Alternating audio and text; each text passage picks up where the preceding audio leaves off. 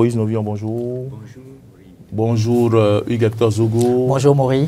Voilà, on se retrouve dans ce studio et cette fois-ci donc pour parler de ce débat, pour faire le débat, j'allais dire, nous allons directement parler de l'actualité. L'actualité, c'est bien le dépôt des dossiers de candidature en ce qui concerne les législatives. Les portes de la Sénat ont été fermées hier nuit à 0 heure. Et Matin Libre nous annonce qu'il y a eu quand même plusieurs partis qui ont déposé leur dossier, dont les démocrates. Oui, le quotidien dit malgré tout, les démocrates n'abandonnent pas. Hugues-Hector Zogo, malgré tout, les démocrates n'abandonnent pas. Qu'est-ce que ça vous inspire? C'est heureux qu'on ait pu avoir le parti Les Démocrates au niveau de la Sénat pour pouvoir déposer les dossiers au titre donc des élections législatives qui pourront avoir lieu le 11 janvier 2026 dans notre pays. Et le journal a parfaitement raison. Quand vous regardez un peu tout ce qui a pu se passer depuis quelques semaines au cœur de ce parti politique, que ce soit les coups bas en interne comme à l'externe, on est bien sûr en raison de se dire, malgré tout, le parti est parvenu à déposer les dossiers. C'est un parti politique qui, en réalité, occupe la toute première place sur l'échiquier des opposants. Et donc, c'est un parti, à la limite, crédible qui aurait pu représenter pour le compte des élections présidentielles, communales et municipales ceux-là qui, jusqu'à la date d'aujourd'hui, sont assez sceptiques et qui ne croient pas pour autant à la manière dont le président Patrice Talon est en train de gérer notre pays depuis bientôt 10 ans. Et donc, ça a été malheureusement de la désolation, de la peine pour ces compatriotes-là.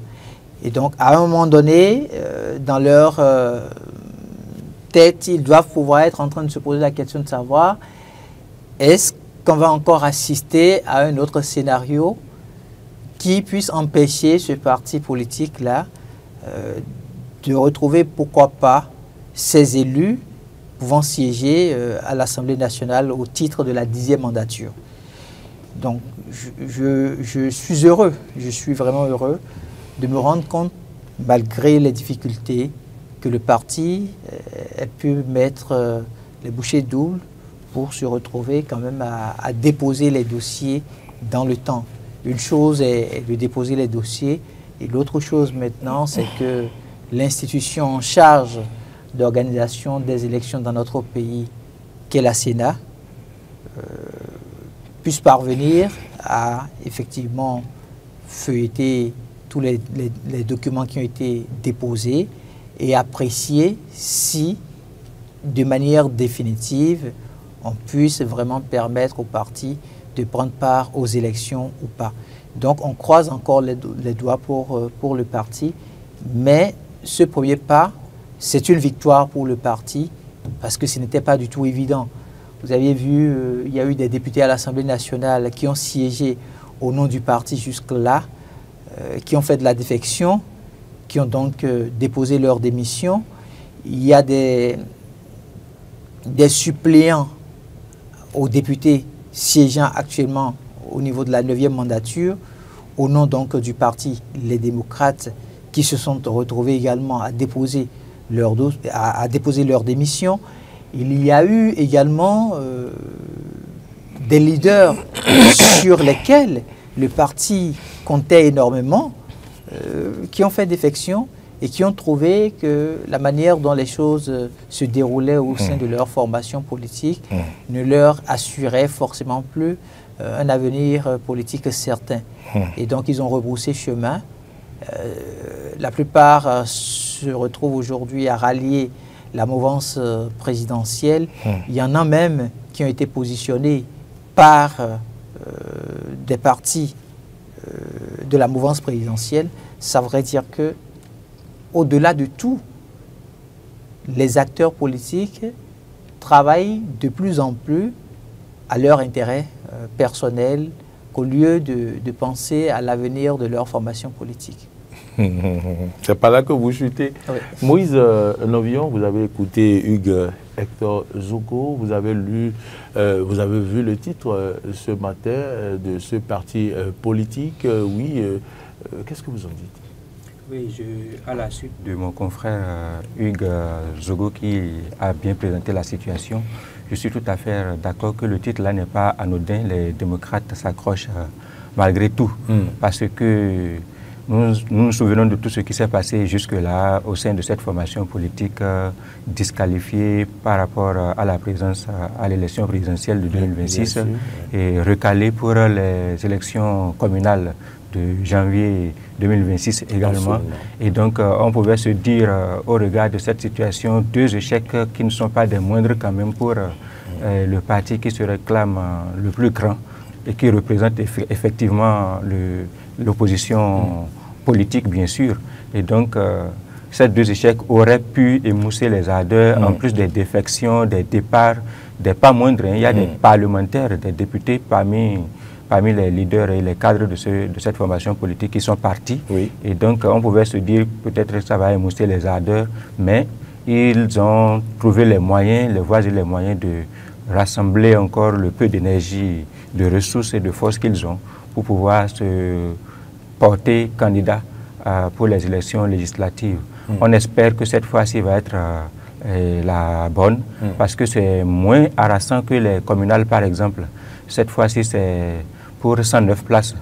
Donc, on peut dire 109 places, 109 dossiers x 2 pour le titulaire et le suppléant. Oui. Et 24... Pour un mathématicien, c'est vite fait. Hein? Voilà, donc, et 24 également x 2 pour le poste les postes des femmes. Des femmes, donc, oui. Voilà, oui. Donc c'est moins compliqué que pour les élections communales. Donc on suppose qu'a priori, ça a pu se faire avec beaucoup plus de clarté que ce qui s'est passé, que ce qu'on a observé, ce qui leur a été reproché par rapport au dossier pour les communales. Et que également, c'est des personnes beaucoup plus responsables. Parce que pour les communales, il faut aller à l'intérieur des communautés, à l'intérieur des arrondissements. Donc pour trouver les conseillers, des conseillers de village, d'arrondissement et autres. Et donc peut-être les gens, les militants à ce niveau-là sont moins outillés pour pouvoir rassembler conséquemment les documents, les dossiers. Et cette fois-ci que c'est pour les élections législatives, c'est généralement sur les ténors qu'on mise en priorité. Donc on s'attend à ce que cette fois-ci ça puisse passer avec plus de facilité pour cette formation politique. Ça va être une bonne chose à la fois pour la République, mais également pour le reste qui s'accroche, qui refuse de partir. C'est ça, en fait, également, s'engager dans une formation politique. C'est assez curieux de constater que à la première difficulté, beaucoup sont en train de partir, beaucoup sont en train d'abandonner, comme on a pu l'observer là.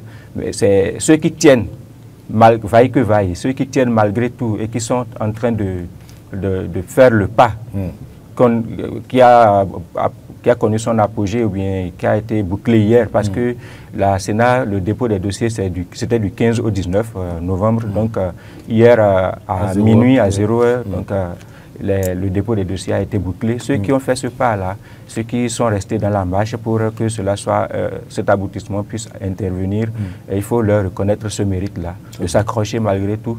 Et c'est ça, en réalité, ce qu'il faut demander aux militants de toutes les formations politiques confondues. Les moments de difficulté, les moments de faiblesse ne manquent pas d'arriver dans une vie.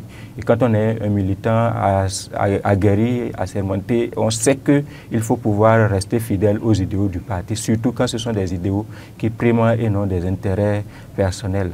Donc, le reste, la balle est maintenant dans le camp des institutions. Les institutions vont vérifier la qualité des dossiers qui sont arrivés. Ce n'est pas seulement pour les démocrates, mais pour l'ensemble des formations politiques sur le départ. Et donc, bientôt, dans quelques jours, en principe, la Sénat doit pouvoir revenir nous situer les uns et les autres. Je voudrais, par une question, aller vous chercher un peu plus. Les démocrates, vous étiez en train de dire tantôt que ce serait bien qu'ils participent aux élections législatives. En quoi en quoi ce sera bien? Oui, il serait très intéressant que les démocrates puissent participer parce que ça offre. Il faut revenir en arrière pour dire la non-participation de cette formation politique à l'élection présidentielle et au communal, ce n'était pas une victoire à célébrer. Donc, si les démocrates participent aux élections législatives, ça offre une pluralité de choix aux citoyens. Ça permet également aux militants de cette formation politique-là d'avoir l'occasion de s'exprimer au moins une fois. Parce qu'en 2026, vous voyez, c'est 3 élections majeures. Il y a les élections générales, les élections communales et les législatives, et il y a l'élection présidentielle. Si les démocrates ne parviennent pas à se qualifier pour prendre part à au moins une de ces élections majeures-là, les militants vont s'en sortir véritablement touchés, affectés. Il faut l'admettre, que ce soit de leur faute ou pas, que ce soit de la responsabilité ou bien de la faute des responsables, bien sûr, du parti ou pas, ne pas y prendre part forcément va affecter le moral de la troupe. Mais également pour le choix au niveau des citoyens dans leur ensemble. Ouais, peut-être il y en a qui ont véritablement envie de donner un autre signal, de donner un autre ton à la façon dont les affaires de la cité sont conduites. Et il ne faut pas dénier aux citoyens le droit de véritablement vouloir effectivement opérer d'autres choix que peut-être les choix qui s'imposent à eux. Donc la participation de la formation politique, les démocrates, et même d'autres formations politiques également qui n'étaient pas déjà partant pour la présidentielle et les élections communales. Et donc ça va élargir la possibilité de choix. On va pouvoir écouter les propositions, les idées de plus de partis politiques, de plus d'acteurs politiques, et ça va permettre aux citoyens de choisir en conséquence, et c'est la démocratie qui s'en sort également gagnante, parce que la démocratie, c'est également la possibilité que tout le monde puisse s'exprimer, même en situation de faiblesse, en situation de minorité. Et donc, c'est pour notre démocratie que également il serait très intéressant qu'on puisse avoir les démocrates sur le départ par rapport aux élections, en fait, en lice par rapport aux élections législatives. C'est ce que je pense, c'est ce que je crois. Hugues Hector Zogo, nous allons nous permettre d'élever un peu plus le débat. On constate bien que parmi ces partis-là, il y a bien l'UP Le Renouveau, il y a le Bloc républicain, il y a Mouel Bénin, il y a FCBE, il y a JSR, et puis, est-ce que j'ai oublié un parti politique? Merci à vous. Oui, je pense que c'est ça. Mais on constate qu'il reste un parti qui est du côté de la mouvance, mais qui n'a pas fusionné. On remarque que là, par exemple, on ne voit plus le parti Renaissance Nationale parce que le parti est désormais en fusion avec l'UP et le Renouveau. Mais on voit que Mouel Bénin, en tant que parti de la mouvance, reste tenace dans la cause, alors que Renaissance Nationale a fait une fusion. Les deux autres partis, au départ, Renaissance Nationale et Mouel Bénin, constituaient des partis satellites, si je peux le dire ainsi, pour donc soutenir le pouvoir en place. Aujourd'hui, RN disparaît, mais Mouel Bénin reste en l'état. Est-ce que ce parti-là ne risque pas de disparaître totalement si il n'obtenait pas les députés à l'Assemblée nationale? Alors, je vais commencer par dire que chacun sait le rôle qu'il joue au cœur d'une république.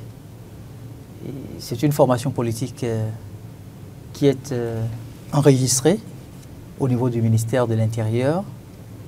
Ils ont leur récépissé définitif et par conséquent, ils ont le droit de prendre part à tout type d'élection s'ils déposent des dossiers qui sont jugés recevables et qui leur, à la fin du processus, leur concèdent le droit de pouvoir prendre effectivement part aux élections. Ça, c'est la première chose. La deuxième chose, c'est qu'on est en politique. Et en politique, tous les coups sont permis. Qu'est-ce que vous voulez dire? Ne soyez peut-être pas surpris que Mouel Bénin disparaisse, comme vous l'aviez dit. Mais Mouel Bénin peut se retrouver dans la dynamique aujourd'hui d'un parti qui vient crédibiliser davantage ce que l'institution Sénat est en train de faire comme travail. Parce que de tout temps, on ne parle que de l'opposition. Les difficultés que, je vais dire, l'institution est en train d'avoir, c'est avec l'opposition. C'est vrai que pour les élections communales, on a pu constater que déjà, Mouel Bénin n'a pas pu accéder à la phase finale. Et ça, l'institution peut se permettre, au nom de sa crédibilité et au nom de l'impartialité, dire oui, ce n'est pas que l'opposition qui a manqué de prendre part aux élections communales. Il y a effectivement un parti de l'opposition de taille qui n'a pas pu prendre part aux élections, mais au même moment, il y a un autre parti qui a toujours soutenu la mouvance présidentielle et qui a vu son dossier aussi rejeté. Ça donne de la crédibilité à l'institution. Et donc, quand je dis que chacun se retrouve dans un rôle qu'il s'est assigné, je vais un peu plus loin pour dire, on a procédé par exemple à la révision de notre loi fondamentale il y a juste quelques jours. Si le parti Les Démocrates arrivait à franchir le Rubicon, à franchir le cap pour prendre part aux prochaines élections législatives, il faut tout de suite s'attendre à ce que l'arsenal politique puisse changer complètement de configuration à partir donc de cette élection du 11 janvier 2026. Parce qu'on risque d'avoir des députés, les démocrates en majorité à l'Assemblée nationale par exemple. Parce qu'aujourd'hui, il y a ceux-là qui sont fâchés, qui n'ont pas été... Ce n'est pas qu'ils ne sont pas d'accord à ce que la révision de la Constitution se fasse, pas. Mais la manière dont la révision de la Constitution a été faite, beaucoup de citoyens ne sont pas d'accord. Ils se sentent brimés du fait que les députés à l'Assemblée nationale ne soient pas revenus au niveau de la base pour leur dire, par exemple, voici l'intention que nous portons par rapport à notre loi fondamentale. Ce qui est de leur droit le plus absolu. Parce qu'avant de toucher à une loi fondamentale, il y a des préalables. Et donc, pour ceux-là qui ne sont pas d'accord sur cette manière de faire de nos députés à l'Assemblée nationale, siégeant au niveau de la 9e mandature, et ayant donc permis à ce qu'on révise notre loi fondamentale, ils peuvent se fâcher et dire, on fait un vote sanction. Parce que s'ils renouvellent la confiance à ces députés-là, les mêmes risquent demain de revenir encore pour réviser la Constitution d'une autre manière qui fâcherait davantage le peuple. Et donc, il y aurait un vote sanction. Et dès qu'il y a vote sanction, il faut forcément aller vers celui qui n'a pas partagé votre point de vue, peut-être par rapport à ce sujet-là, en l'état. Et donc, en l'état, c'est le parti Les Démocrates qui, avec ces 19 députés à l'Assemblée nationale, qui ont pu dire non, nous ne sommes pas du tout d'accord. Deuxième élément. Troisième élément, c'est que si les démocrates partaient effectivement aux élections et que le peuple leur accordait davantage de suffrages pour qu'ils se retrouvent en majorité, doucement, pour qu'ils se retrouvent, oui. Allez-y, pardon, toutes mes excuses. Il n'y a pas de problème. Pour qu'ils se retrouvent en majorité à l'Assemblée nationale, il peut banalement prendre le perchoir. Donc, le prochain président de l'Assemblée nationale pourrait se retrouver être député du parti Les Démocrates. Et dès que le prochain président de l'Assemblée nationale se retrouverait donc du parti Les Démocrates, tout ce qui a été fait, tout ce qui a été mis en place là, par exemple, comme arsenal institutionnel, parce que désormais, on a 2 chambres au niveau de notre Parlement. Si ça arrivait à être promulgué, par le président de la République, on verra si tout ça ne pourrait pas se remettre en cause. Parce que si le président de l'Assemblée nationale vient du parti Les Démocrates, ça c'est une démarche, c'est un poste purement politique. Regardez comment est-ce que le président de l'Assemblée nationale actuelle gère les débats. À des moments donnés, on use donc de son positionnement politique pour essayer de faire passer un certain nombre de décisions. Oui. Là où, par exemple, on aurait pu permettre à ce qu'un député fasse passer sa motion en tant que président de l'Assemblée nationale, je peux fermer les yeux sur cette motion-là, juste pour permettre à la formation politique qui m'accompagne d'avancer. Et donc, on risque effectivement, au cours des élections de janvier 2026, si ce parti arrivait à voir son dossier passé, on risque de refaire encore quelques pas en arrière par rapport à tout Pourquoi ce vous à dites quoi... quelques pas en arrière on risque d'avoir une assemblée nationale, par contre, où les débats seront... Non, ce n'est pas ça. Je dis un pas en arrière sur le plan institutionnel. Parce que le parti Les Démocrates, par exemple, ne partage pas l'avis. Vous avez écouté le président Thomas Boni-Yahi qui se retrouve être le président du parti. Le parti ne partage pas l'avis, par exemple, de la création d'un Sénat.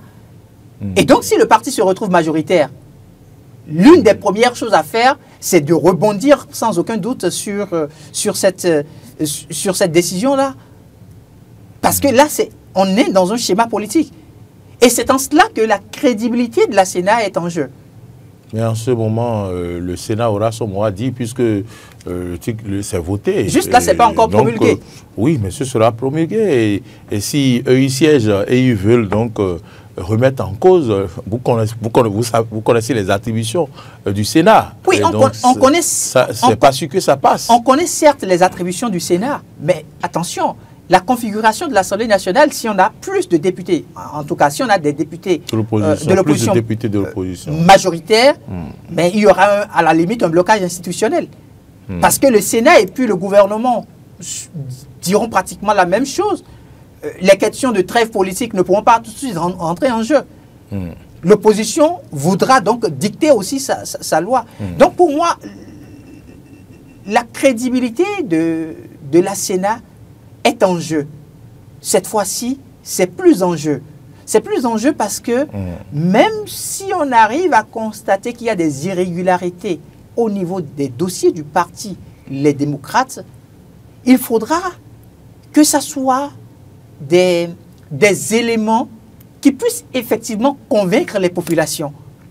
Parce que, ne nous leurrons pas, le paysage qui se présente à nous aujourd'hui, le paysage politique qui se présente à nous aujourd'hui, ne veut pas dire que les partis de la mouvance sont décriés pour autant. C'est pas ça. Mais le peuple veut quand même avoir plusieurs choix. Le peuple veut avoir plusieurs options pour aller se décider. Et donc, refuser de ne pas permettre au peuple d'avoir plusieurs options sous la main, alors que ça a été déjà fait pour les élections présidentielles, celles communales et municipales, même si c'était le parti même qui n'a pas pu faire les choses dans les règles de l'art, le peuple à la base ne comprend pas forcément ce langage-là. Et il se peut que le peuple soit un peu choqué. Oui, bon, un peu choqué. Bon, donc, je crois quand même que il faudra vraiment mais tout compte fait, la Sénat ne peut pas faire du favoritisme. La Sénat ne peut que tabler sur l'efficacité du dossier présenté par donc le parti Réaction. Moïse Novillon. Oui, la position du parti Moël Bénin est suffisamment ambiguë. Et on n'arrive pas à véritablement les suivre. C'est une lecture possible pour ce que mon confrère Hugues Zogo vient de dire. Et il y a aussi qu'il faut peut-être se dire que le parti n'arrive pas à trouver son équilibre. D'abord, Parce qu'à un moment donné, on a pensé que le parti s'est rapproché de l'Union progressiste, le Renouveau. À un moment donné, dans l'opinion, on a pensé... C'est le bloc républicain plutôt, non? Non, l'Union progressiste, le Renouveau. Ils sont allés vers l'Union progressiste, le Renouveau. Et on s'est dit qu'il y a eu fusion. Et s'il y avait eu fusion à ce moment-là... On s'est dit qu'il y a peut-être des tractations de fusion. Voilà, tractation de fusion ou fusion. Comme un parti politique qui se réclame de la mouvance présidentielle, bien sûr, et le président, c'est M. Jacques Ayadi, oui, d'ailleurs, qui est ministre conseiller aux infrastructures. Voilà. Et donc, on s'est dit qu'ils se sont rapprochés de l'Union progressiste, le Renouveau, pour faire corps avec cette grande formation politique dans effectivement la logique de la réforme du système partisan et la volonté clairement affichée du chef de l'État de voir les partis politiques se mettre ensemble plutôt que se fractionner.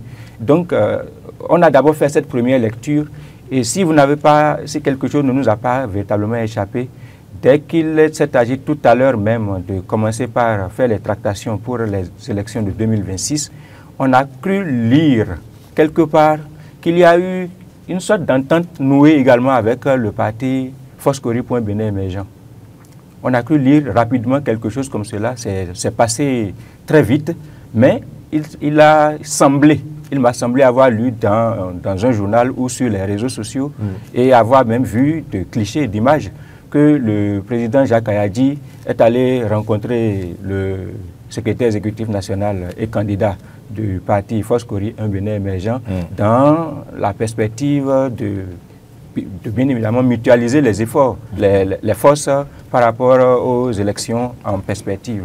Et donc, personnellement, je suis surpris de retrouver cette formation politique déjà candidatée pour les élections communales.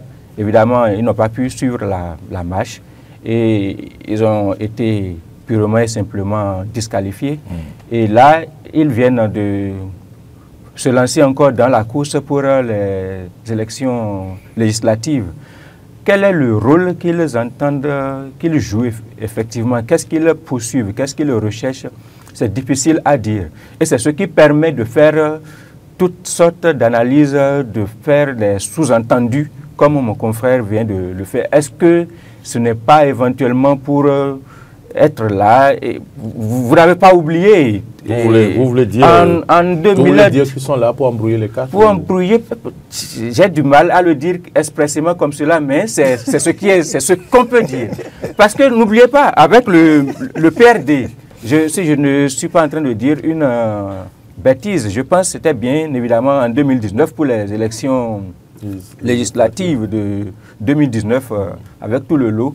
Où il y a eu doublon? Où il y a eu doublon, justement, c'était avec le parti. Oui, le président, le maître Adrien Oumbédi, en présence même du chef de l'État, a rappelé cela, qu'il y a eu du doublon et qu'il y avait des partis politiques qui n'étaient pas des partis sérieux, que le fonctionnement est... En fait, c'est comme s'ils avaient...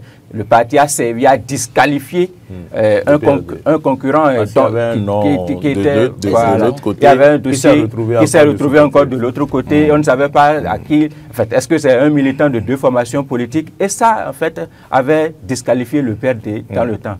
Est-ce que c'est le même rôle que le parti Moël Bénin entend continuer par jouer en se mettant dans cette posture, ou alors est-ce que les responsables de la formation politique n'arrivent pas eux-mêmes à trouver leur équilibre?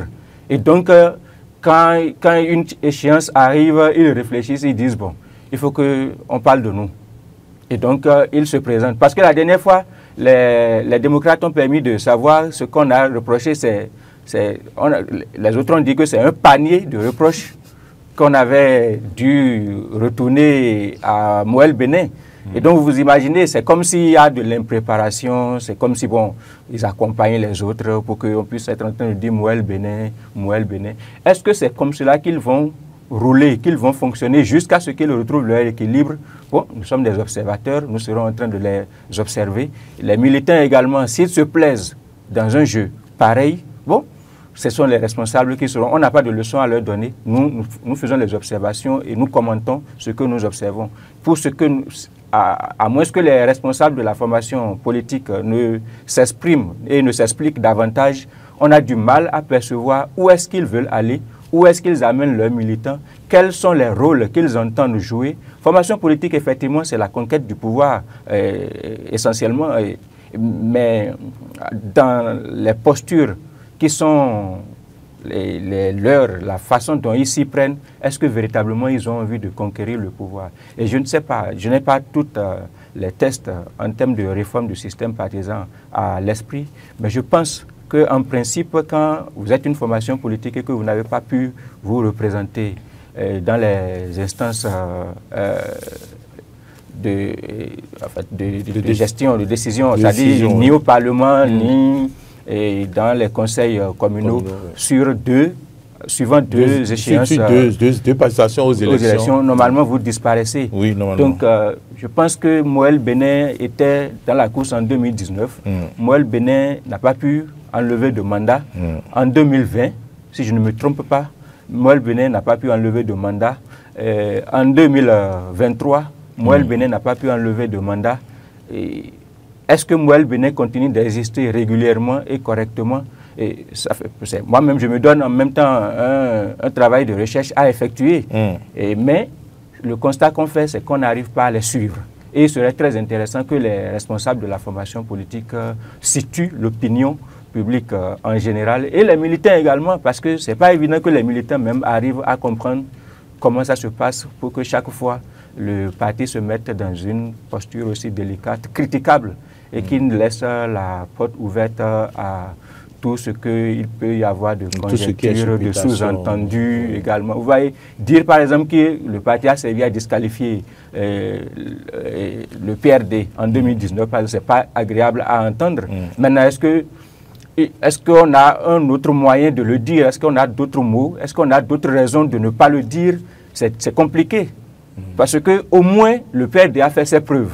Et le PRD a déjà enlevé plusieurs mandats électifs. Et donc, on peut se douter de ce que ce soit véritablement l'erreur vienne du PRD. Puisque le Moël Bénin n'a encore rien prouvé. Et donc, c'est facile de jeter le tort sur Moël Bénin, même s'ils n'étaient pas coupables. Et le rôle qu'ils sont en train de jouer, personne n'arrive à percevoir ce rôle-là. Et donc, il serait très intéressant que les responsables, si ça passe cette fois-ci, si ça leur passe, c'est tant mieux, ce serait bien.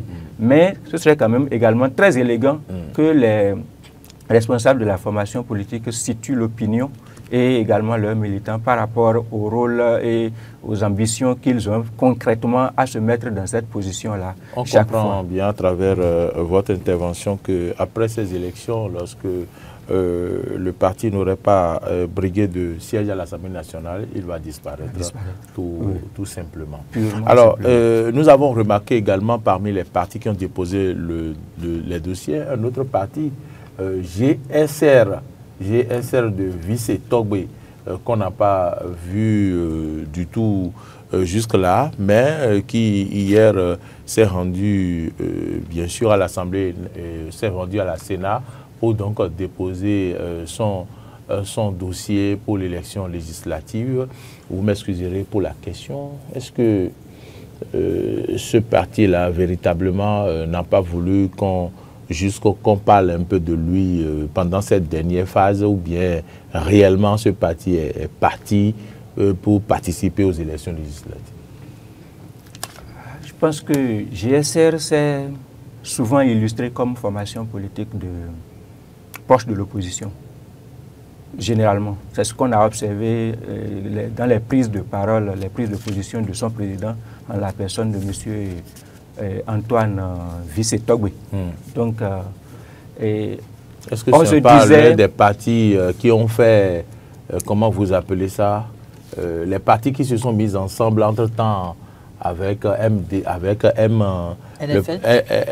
NFL, avec, voilà. Comment ils ont appelé l'association qu'ils avaient créée là. Est-ce que ce n'est pas l'un des partis, ça? Oui, je pense que c'est l'un des partis. Ils avaient effectivement créé, c'est vrai, c'est un parti d'abord qui s'est constitué en tant que formation politique. Oui. Et à un moment donné, c'est un parti qui a appartenu aux plateformes de l'opposition, comme je le disais tout à l'heure. Voilà, de l'opposition. Plateforme de l'opposition, voilà. Et donc,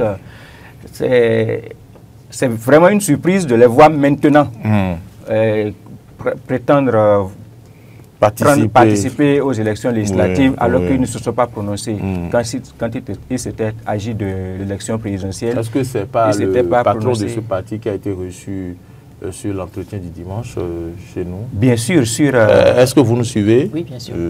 C'est pas lui? Bien sûr, oui. Qui a traité les autres de voyous là? Juste, je crois avoir vu et suivi rapidement quelque chose de ce genre-là. Il n'y a pas vraiment longtemps dans la maison. Et donc, personnellement, je m'attendais à ce que quand on regarde la posture et qu'on suit les discours, à ce que ce parti-là, dans l'élan de rassembler les forces, comme on le disait tout à l'heure, rejoignent les démocrates, par exemple. Personnellement, je m'attendais à voir quelque chose comme ça. Donc, voir une fusion, la grande solidarité républicaine, je pense que c'est comme ça on définit le GSR, donc avec les démocrates, pour mutualiser les efforts. Maintenant, est-ce qu'il faut dire qu'ils veulent se faire entendre, se faire voir? Non, je pense que c'est... Non, ils veulent qu'on parle d'eux. Voilà, parce qu'ils ont été avec ça, on n'a pas parlé, au cours de tout ce processus-là, on n'a pas prononcé le nom de ce parti sur ce plateau. Il a fallu maintenant qu'on nous informe qu'ils ont déposé des dossiers pour qu'on en parle. Est-ce que ce n'est pas une manière de... Je ne prends pas... Je ne prends pas... vouloir qu'on parle d'eux ou bien réellement ils sont rentrés dans la course pour aller aux élections législatives? Il faut leur accorder le crédit de la bonne foi, de la bonne volonté de véritablement vouloir enlever de mandat de siège à l'Assemblée nationale, parce que c'est une formation politique. Ils ont le droit de prétendre à participer aux élections. Donc, personnellement, je leur accorde le crédit de la bonne volonté qu'ils ont envie véritablement de lever effectivement de siège. Maintenant, ce que vous voulez dire, c'est clair, c'est est-ce que le parti a la capacité voilà, d'aller chercher, de prétendre à ce qu'il est en train de rechercher. En réalité, c'est là le nœud de votre question. Oui, c'est pourquoi je disais aussi que je m'attendais à les voir avec les démocrates dans une sorte de fusion pour pouvoir rassembler les énergies, les forces. Maintenant, ils ont le droit. Est-ce qu'on doit leur dénier le droit de vouloir prendre de mandat à l'Assemblée nationale? Je ne pense pas. Du tout, donc, on suppose qu'ils ont les moyens et que peut-être qu'ils ont travaillé discrètement sur le terrain pour cette élection précisément. On l'espère. Et qu'ils vont pouvoir étonner d'abord par la validation de leur dossier. Donc, qu'ils aient effectivement fourni des dossiers valides que les institutions vont pouvoir reconnaître et attester comme tel. C'est un parti qui travaille sur le terrain, qu'on voit sur le terrain, qui est proche des populations, dont on entend parler souvent? La réponse est non. Donc, je ne sais pas par quelle alchimie vous projetez qu'ils vont lever de sièges, alors que jusque-là, Moël Béné est mieux connu, même que j'essaie. Vous avez du mal à définir le nom du parti. Bon, moi, je ne comprends pas. Je dis, je suppose qu'ils ont les armes. Qu'est-ce que vous voulez? D'abord, ce sont des citoyens. Et après, c'est une formation politique reconnue, enregistrée au ministère de l'Intérieur, je suppose. Et donc, ils ont le droit, comme tout le monde, de prétendre. S'ils parviennent, ça va être heureux que nous allons le constater ensemble. Je ne suis pas devin, je ne peux présumer de rien. Je suppose, je reste dans la logique de ce que c'est véritablement une formation politique qui sait ce que elle a la possibilité d'enlever de... Bon, d'accord, je vous comprends. Je sais que Hugues Zogo va dire les vraies choses dans ce coin-là. Hugues Zogo, qu'est-ce que vous pensez de ce que je dis? Je voudrais remonter à un entretien que le président de ce parti a pu donner au journal La Nation. L'entretien date du 13 avril 2022. Qui est le président du parti? C'est M. Antoine Guédou Vissétobé. D'accord. Alors, je confirme que c'est lui qui a été reçu sur l'entretien du dimanche par Ouma Anoyanjo. Exactement. D'accord. Je donne une phrase assez forte qui a été utilisée comme le titre de cet entretien-là. C'est quoi cette phrase? Aller à une élection, ce n'est pas faire du tourisme. Ah. C'est ce que lui-même a dit en 2022. Ah. Aller à une élection, ce n'est pas faire du tourisme. Ça veut dire que si maintenant il est parmi les partis qu'on a cités, il ne va pas faire du tourisme. Donc le dossier est au complet. Bon. Il avait déjà lancé merci d'avoir planté le décor. Il avait déjà lancé un message en 2022. 2022. avec le journal La Nation, donc le journal du service public. D'accord. Alors, de 2022, où il a fait comprendre qu'aller à une élection, ce n'est pas faire du tourisme, à 2025, qu'est-ce que le parti a pu faire concrètement au point qu'on puisse dire, voilà un parti politique enregistré au Bénin, mais qui a des bases au niveau des arrondissements, au niveau des communes, et qui est en mesure de nous offrir quelque chose d'intéressant. Moi, je ne trouve pas. Vous avez vu la difficulté qu'on a à pouvoir prononcer le nom du parti? Oui. Et pourtant, nous sommes... Mais c'est un parti qui s'est mis ensemble avec d'autres partis pour former, je ne sais pas, vous avez appelé ça plateforme, une coalition des partis de l'opposition. À la limite, c'est des partis qui ont été créés. Et finalement, M. Tebbe est sorti de là. Et puis... Quand vous avez suivi cette plateforme-là, de vous à moi, est-ce qu'on peut se permettre de dire qu'il y a eu de la cohérence dans les idées? Non, mais oui, non, mais non, le débat n'est pas là. Mais aujourd'hui, lorsque ce parti arrive à aller déposer son dossier... Non, partons de là. À l'Assemblée nationale au peuple béninois pour les élections législatives, je me demande, ma question c'est que je me demande, est-ce que réellement le parti s'est préparé pour... vraiment participer aux élections législatives, parce qu'il n'en a pas fait d'ailleurs, il n'en a pas fait cas quand on l'a reçu sur l'entretien du dimanche.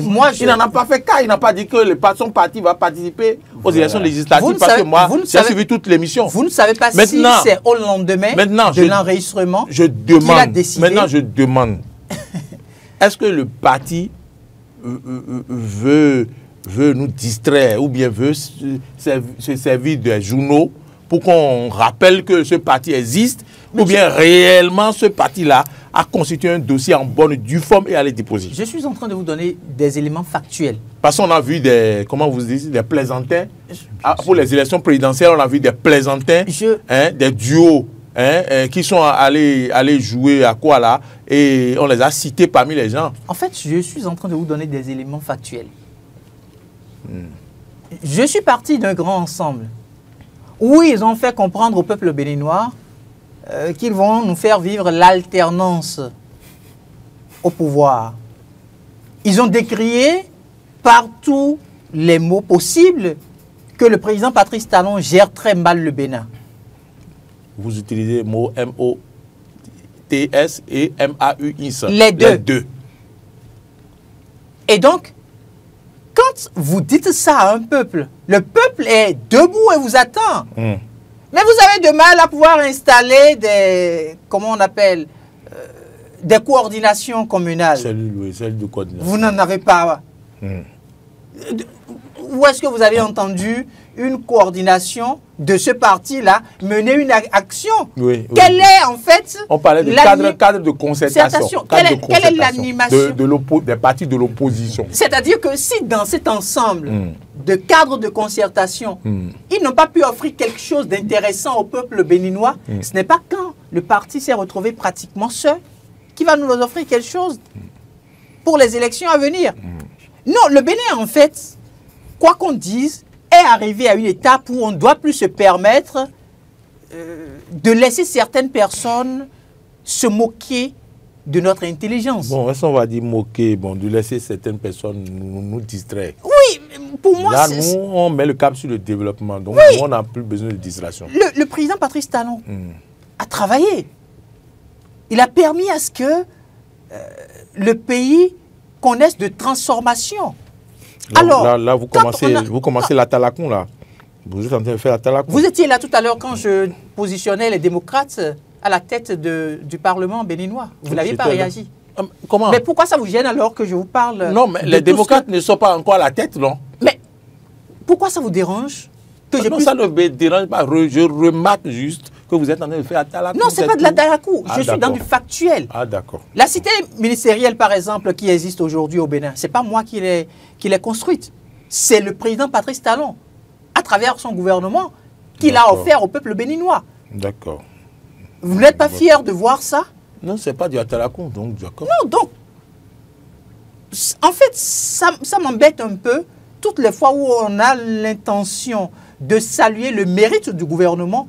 Je constate que vous n'aimez pas du tout qu'on le fasse. Ah bon? Parce que vos téléspectateurs... C'est votre constat? Oui, c'est le constat que j'ai fait. D'accord, ok. Faites-le alors. D'accord. Qu'est-ce que le président a réalisé? Dites-nous. Les réformes institutionnelles, quoi qu'on dise, ont permis à notre pays d'atteindre un seuil où on ne peut plus retourner à cette bassesse politique. D'accord. Ce parti, je m'excuse, grande solidarité républicaine, s'il devrait même se positionner pour prendre part aux élections, si la Sénat validait leur dossier aujourd'hui et s'ils partaient pour les élections, quel est le taux de pourcentage qu'ils pourraient avoir en termes de vote? Laissez-les aller d'abord. Non! Laissez-les aller d'abord aux élections pour qu'on apprécie le taux. Nous avons atteint un niveau. Nous avons atteint un niveau et aujourd'hui, ce qui se vit, en tout cas, que l'on soit de l'opposition ou que l'on soit de la mouvance, ce qui se vit dans l'esprit du citoyen béninois, c'est de mettre la pression non seulement au prochain chef d'État qui sera élu, mais également aux députés à l'Assemblée nationale qui seront élus. Parce que plus jamais on ne retournera dans nos travers, on ne retournera dans les sentiers battus de cette démocratie à la limite honteuse, où on a eu, bien sûr, le multipartisme intégral, mais avec près d'une centaine de partis politiques. Je vous sens comme un super porte-parole du régime qui va venir. Mon souhait, c'est que le Bénin change. Ce n'est pas une question de régime. La preuve, je vous ai parlé tout à l'heure des démocrates. Je vous ai parlé des démocrates. Et je vous ai présenté un peu le tableau. Si les démocrates arrivaient à se retrouver en majorité à l'Assemblée nationale, le schéma institutionnel de notre pays, je vous l'ai présenté. Vous n'avez pas dit amen à ma prière. Je vous l'ai présenté. Je préfère vous passer le poste.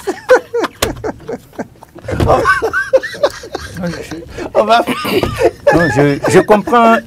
On va finir. Je comprends tout à fait ce que mon confrère exprime. En fait, c'est que effectivement, on a été habitué à une certaine façon de faire qui, ces dernières années, a beaucoup évolué en raison des réformes, surtout des réformes institutionnelles. La réforme au plan politique, la réforme du système partisan, par exemple, nous évite... N'autorise plus les Justement, c'est la raison pour laquelle vous allez remarquer que les partis politiques qui sont véritablement des partis sérieux, qui ont véritablement des offres acceptables à présenter aux concitoyens, sont rapidement rentrés dans la dynamique des grands ensembles là, pour ne pas se dissoudre, pour ne pas disparaître. Donc, ils ont des idéaux, ils ont des choses à offrir, ils ont des propositions concrètes à faire. Autrement dit, vous recommandez à ce parti GSR d'aller chercher quelque part. Je le disais tout à l'heure, quand vous m'aviez donné la parole sur le sujet, j'avais commencé par où? J'avais dit qu'au regard des prises de position antérieures, on se disait, moi personnellement, je me disais, bien que cette formation politique allait rejoindre les démocrates pour pouvoir mutualiser les forces. Voilà. Donc, je ne sais pas effectivement... S'ils ont des choses... Moi, je ne veux pas prononcer de sentence sur eux. Je ne veux pas trancher. Parce que je suppose qu'ils ont... Justement, je suppose qu'ils ont travaillé peut-être sur le terrain. On n'est pas membre... Je ne les ai pas vus. Non, je suppose. Non, écoutez, regardez le parti Renaissance Nationale, l'ancien parti Renaissance Nationale. Oui, mais nous n'en sommes pas membres. On ne sait pas s'ils ils peuvent avoir travaillé dans l'ombre. Quelle ombre? Quelle ombre? Donc, ici, on veut laisser le soin à la Sénat de vérifier qu'effectivement, ils ont des dossiers d'abord pour pouvoir candidater. Bon, et ensuite, on va voir si, effectivement, justement, de démontrer, de prouver. Je pense effectivement qu'on peut éviter à la République, si effectivement c'était des candidatures juste pour amuser la galerie, on doit éviter cela à la République. On parle du parti ce matin sur ce plateau. J'aurais pu vous demander de prendre acte de la déclaration qu'il a eu à faire et qu'après la décision de la Sénat, après étude des dossiers, qu'on puisse rejouer sa déclaration faite Non, sur le plateau. On va se retrouver encore, on va se retrouver bientôt. Qu'on revienne. Parce que, voyez-vous, le parti Renaissance Nationale, l'ancien parti Renaissance Nationale, par exemple, vous imaginez un peu l'investissement? Ils ont travaillé. Ouais. Un parti Le parti qui a fait le tour du Bénin. Du Bénin, on avait les... On a les images. Ouais, en fait, le parti l'ancien parti a son siège. Oui. Nouvellement créé. Oui. Mais à un moment donné, s'est rendu compte que nous portons des idéaux avec tout ce qui se met en place de manière institutionnelle et au regard des réformes en cours dans le pays. L'idéal aurait été que nous puissions nous mettre dans un grand ensemble et démontrer au chef de l'État qu'effectivement nous l'accompagnons. Là maintenant, le JSR, est-ce que c'est un parti qui est en sourdine en train d'accompagner le pouvoir en place? Non, c'est un parti de l'opposition. Hein. Mais puisque le parti appartient au cadre de concertation de l'opposition. Le parti aurait pu se rallier, par exemple, au parti Les Démocrates. Tout à fait. Au parti Les Démocrates apportent les moyens qu'ils ont au niveau de cette formation politique. Ils auraient pu apporter ces moyens-là au parti Les Démocrates, qu'ils auraient pu faire un bloc et combattre effectivement la mouvance présidentielle. Donc pour moi, c'est un jeu en fait. C'est un jeu politique. Je suis sûr avec vous que, je pense qu'il ne faut pas... le parti est allé en villégiature au Sénat avec son dossier. Je suis sûr, moi je suis certain, puisque je suis certain. Bon, pourquoi voulez-vous qu'on décourage l'hyène affamée qui veut cuire des cailloux? Non, ça lui permet d'espérer. On ne le décourage pas, il a déjà posé l'acte. On ne décourage pas, on ne décourage pas. Nous, on a des, mais juste qu'on a, c'est-à-dire qu'on est arrivé à une étape où il faut qu'on finisse avec ces petits jeux-là. Mais ils ont atteint leurs objectifs, puisqu'on a parlé du parti ce matin. C'est exactement ça. Voilà. Je vous remercie beaucoup pour cette participation active, oui, Moïse Novillon, Hugues Hector Zogo. Nous avons essayé de voir quel sujet aborder dans donc, la rubrique Actu décalé, puisque le débat... un mot sur la journée mondiale de l'enfance. D'accord, oui, journée mondiale de l'enfance, un mot, oui, en quelques minutes, une minute. Une minute? Oui. Mon message le plus cher au cours de cette journée consacrée à l'enfance, c'est qu'au-delà des décideurs, les parents qui vivent au sein de chaque maison puissent permettre aux enfants d'être épanouis. Que les parents permettent aux enfants de jouer. Parce qu'on parle très peu du droit à la distraction de nos enfants. C'est vrai. Tout le temps, on ne fait que leur dire il faut travailler. Va travailler à l'école, va chercher ton cahier, va faire ci, va faire ça. Ouais. Mais l'enfant a aussi le droit de s'amuser. Donc trouvons le temps nécessaire pour permettre à nos enfants de s'amuser. Deuxième chose que je voudrais quand même dire, il y a des enfants de la rue que nous rencontrons. Ça ne nous coûte absolument rien de chercher ces habits de ces enfants, de nos enfants, ces habits qu'ils ne portent peut-être même plus, si nous n'avons pas suffisamment de moyens, et de leur offrir cette tenue-là. Le simple sourire obtenu de ces enfants apporte du bonheur à l'humanité. Et un dernier aspect, je me retournerai vers les propriétaires de chantiers qui acceptent que l'on laisse les petits-enfants subir la maltraitance. Je prends par exemple le cas de la maçonnerie. Il faudrait que la prise de conscience collective nous anime davantage pour qu'on puisse comprendre que les enfants ont plutôt leur place à l'école qu'au lieu de se retrouver sur les chantiers. Donc vous parliez des enfants que FOO amène sur les chantiers. Exactement. Voilà. Oui, un mot sur la journée de l'enfance. Est-ce qu'il y a le mondial de l'enfance? Oui, justement, la journée est dédiée aux droits des enfants en l'occurrence. Et je pense qu'il faut, ça ne va pas être ennuyeux de rappeler que les enfants ont droit à une vie effectivement épanouie, comme il vient de le dire. Les enfants ont droit à l'instruction, les enfants ont droit à la santé. À la santé. Les enfants ont besoin également d'avoir de logement. Quand vous allez par exemple dans le périmètre d'Antokwa, il y a beaucoup d'enfants et de la plage surtout. Enfin, pas que dans les autres localités, dans les autres communautés, il n'y en a pas, mais dans ces périmètres-là, pour ceux qui sont dans les grandes villes, dans la grande ville de Cotonou par exemple, on rencontre beaucoup d'enfants qui sont sans hébergement, qui sont pratiquement sans famille. Et donc, beaucoup d'organisations assez d'efforts. Je n'ai pas envie de citer pour ne pas faire de jaloux, voilà, pour ne pas faire de publicité également. Mais je pense qu'on a besoin effectivement de davantage regarder de ce côté-là, parce que c'est l'avenir de la communauté, c'est l'avenir du pays, c'est l'avenir de l'humanité, les enfants.